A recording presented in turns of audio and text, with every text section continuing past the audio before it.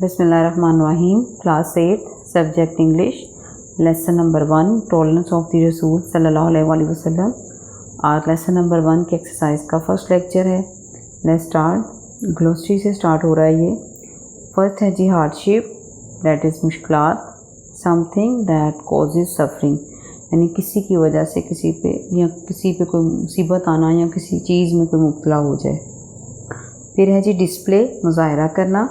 Something shown to the people, यानी लोगों को दिखाई जाने वाली चीज़। फिर है ट्रबल, तकलीफ़। पेन या डिफ़िकल्टी, दैट इज़ ट्रबल। फिर है नेक्स्ट डिस्ट्रॉय, तबाह करना। डैमेज, तबाह करना। इरिपेयरेबल, यानी किसी चीज़ को हम दोबारा रिपेयर ना कर सकें, मुरम्मत ना कर सकें। फिर है जी हमारे पास पेज नंबर 3, और पेज नंबर 3 पे है जो स्टार्ट हो रहा है वो है जी रिकग्नाइज, पहचानना। एक्नॉलेज, और नेक्स्ट है पेशेंस, दैट इज़ सब्र। द एबिलिटी टू बियर, बर्दाश्त करने की काबिलियत होना। और सफरिंग विदाउट कंप्लेनिंग, यानी किसी चीज़ को आप बर्दाश्त कर रहे हैं विदाउट कंप्लेनिंग, किसकी शिकायत किए बगैर, शिकवा किए बगैर किसी चीज़ को बर्दाश्त करना, दैट इज़ पेशेंस। फिर है फॉरबिडन। फॉरबिडन का मतलब होता है प्रोहिबिटेड, ममनू। नेक्स्ट है मर्डर, कत्ल। Unlawful killing of human being, इंसान का गैर कानूनी कत्ल।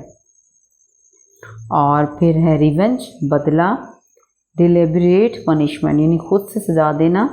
और इंजरी इन्फेक्टेड, या ज़ख़म लगाना। इन रिटर्न, बदले में। For what one has suffered, जिसने आपको मतलब तकलीफ़ पहुंचाई, उसको आप खुद से ज़ख़म लगाएं या खुद से सज़ा तजवीज़ करें, डैट इज़ रिवेंज। फिर है कॉन्क्वेस्ट। कॉन्क्वेस्ट मीन फ़तह, द एक्ट ऑफ कॉन्करिंग, फ़तह करने का अमल। फिर है सोशली, माशरती। The actions and activities that involve being with other people, यानी सूरत हाल और सरगर्मियाँ जिसमें दूसरे लोग शामिल होते हैं, वो होती है सोशली। फिर है कस्टम, रवाज। A traditional and widely accepted way, एक रवायती और खुले दिल से कबूल किया जाने वाला बिहेविंग, अमल, यानी सलूक करने का अमल।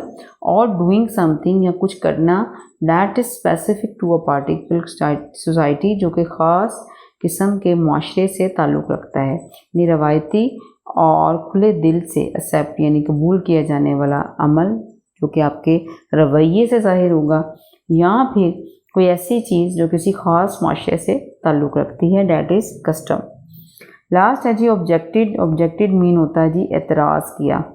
से something to express one's disapproval और डिसएग्रीमेंट, यानी आपको कुछ कहना या इजहार करना किसी भी चीज़ की, यानी जो आपको काबिल कबूल नहीं है, जिससे आप एग्री नहीं करते।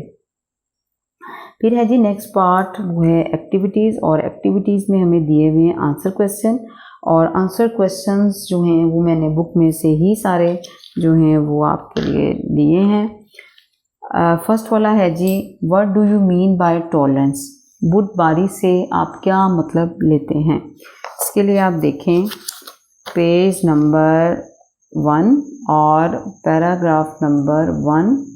इसका आंसर है जी यहाँ से फर्स्ट लाइन यहाँ तक, first 2 lines. Tolerance means to bear pain or hardship with patience. It also means to bear things you do not like. बुर्दबारी का मतलब है कि तकलीफ़ या मुश्किल को बर्दाश्त करना, सब्र के साथ बर्दाश्त करना।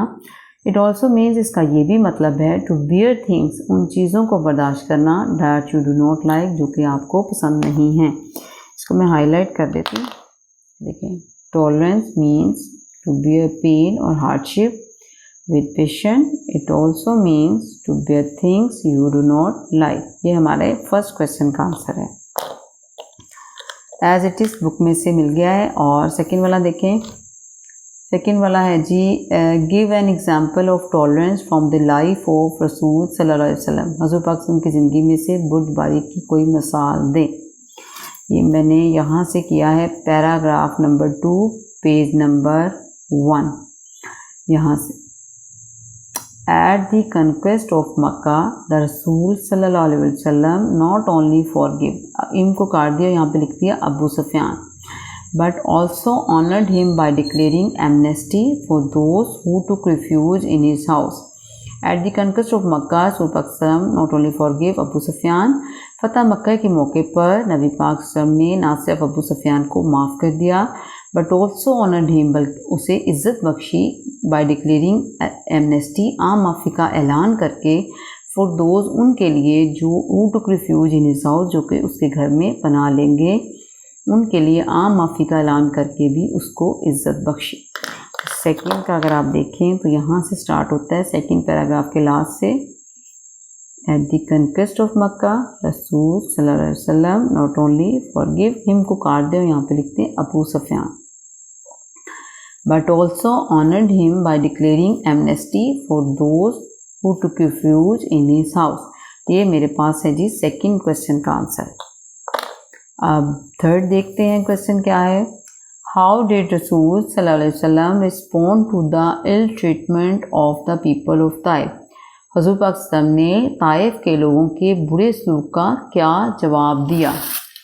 ये है जी पेज नंबर 2 पे स्टार्टिंग आप समझ लें जो लाइन है पेज नंबर 2 की, यहाँ से द रसूल सल्लल्लाहु अलैहि वसल्लम replied, O gracious and merciful Allah, show them the right path for they do not know what they are doing. हज़ूर पाक सल्लल्लाहु अलैहि वसल्लम ने जवाब दिया, ए रहीम व करीम अल्लाह, उन्हें सीधा रास्ता दिखा, for they do not know what they are doing, क्योंकि वो नहीं जानते वो क्या कर रहे हैं। इसको भी मैं हाईलाइट कर देती हूँ। रसूल सल्लल्लाहु अलैहि वसल्लम replied, O gracious and merciful Allah, show them the right path for they do not know what they are doing. ये हमारे पास आंसर है जी थर्ड क्वेश्चन का।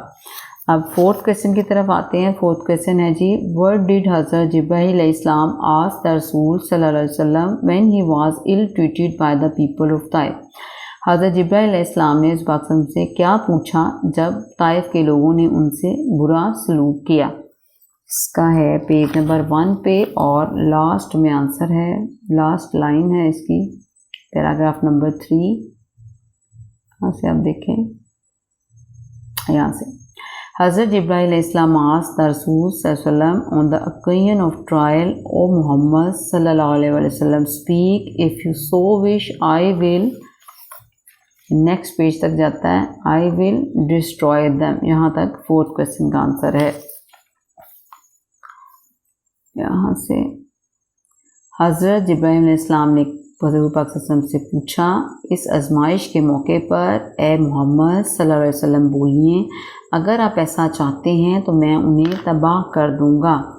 तो भी हाईलाइट कर देती हूँ मैं। हज़रत जिब्राइल इस्लाम आस्क्ड द रसूल सल्लल्लाहु अलैहि वसल्लम on the occasion of trial, O Muhammad सल्लल्लाहु अलैहि वसल्लम, speak if you so wish, I will destroy them. ये है जी फोर्थ क्वेश्चन का आंसर। अब देखते हैं जी फिफ्थ और 6, 7 रह गए हैं हमारे पास। तो फिफ्थ क्या है, हाउ डिड द रसूल सल्लल्लाहु अलैहि वसल्लम deal with his enemies at the conquest of Mecca.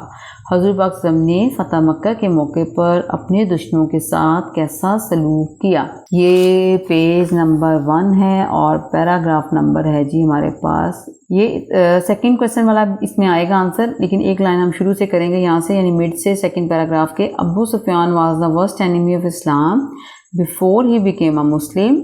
At the conquest of Makkah, the Rasul sallallahu alaihi wasallam not only forgave Abu Sufyan but also honored him by declaring amnesty for those who took refuge in his house। यहाँ से यहाँ तक इसका answer है। Abu Sufiyan मुसलमान होने से पहले इस्लाम का बदतरीन दुश्मन था। फतह मक्का के मौके पर पाकिस्तान ने अबू सुफियान को ना सिर्फ माफ़ कर दिया बल्कि आम माफ़ी का ऐलान करके उसे इज़्ज़त बख्शी।